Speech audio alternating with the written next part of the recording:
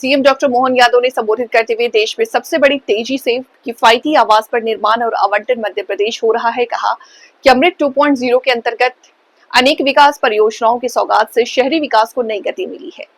पर्यटन के क्षेत्र में भी पर्यटन के आधार पर भी कई सारी संभावना हमारे उनके साथ जोड़ करके भविष्य में अपने ये जो ट्रांसफॉर्मेशन की बात आ रही है, अर्बन ट्रांसफॉर्मेशन, उसी से जोड़ करके बात देखेंगे। मैं आज आपके बीच में जब अपने सरकार के माध्यम से होने वाले कामों की बात करता हूँ, तो आज हमारे अफोर्डेबल हाउसिंग के 8.56 लाख आवासों का निर्माण राज्य में पूरे देश में सबसे तेज गति से किसी ने किया, तो हमारे अपने राज्य प्रदेश ने किया, जिसमें 7.75 लाख अर्थात 83% तो महिलाओं के नाम पे हमने आवंटित कर दिए। 10 लाख नए घरों का निर्माण का लक्ष्य रखा है। 50,000 करोड़ का निवेश इसमें संभावित रहने वाला है। अमृत 2 के माध्यम से हमारे नगरीय निकाय में जल आपूर्ति में 257 परियोजना जो 5,869 करोड़ की है, 224 परियोजना 3,450 करोड़ की है। जब हम सीवरेज की बात करें 36 परियोजना 4,932 करोड़ की, 4 परियोजना 1,312 करोड़ की, जिन पे हमने काम कर दिया। इससे शहरी 60% आबादी प्रभावित होगी।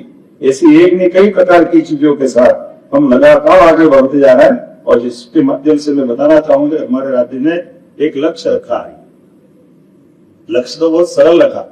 हमने कहा कि किसी राज्य की आर्थिक की व्यवस्था में जीडीपी का बड़ा होगी, तो जीडीपी 5 साल में हमारे जितना बजट, उस बजट को डबल करें। इसलिए 16% की ग्रोथ के आसपास से सभी सेक्टर में समान रूप से हम आगे बढ़ रहे हैं। एकमात्र राज्य जो अपनी गति मेंटेन कर रहा विकास के मामले में, अधोसंरचना के मामले में और हमारी सारी व्यवस्थाओं में वित्तीय नियंत्रण के साथ जो योजना हमारी जन कल्याण का, उन सारी योजनाओं पे हम लगातार आगे बढ़, किसी सेक्टर को नहीं छोड़ रहे। इसलिए अगर हम इस तरह से जब बात करते हैं, तो सरकार की एमएसपी पे गेहूं की खरीद तो 425 रुपए क्विंटल थी, लेकिन हमारी वित्तीय पोषणता की, हमारी वित्तीय सक्षमता के बलबूते पर 175 रुपए क्विंटल का बोनस देकर हमने 2600 रुपए क्विंटल पूरे देश में सबसे ज्यादा गति से हमने गेहूं का उत्पादन करते अपने राज्य के अंदर किसानों की वृद्धि के लिए काम किया।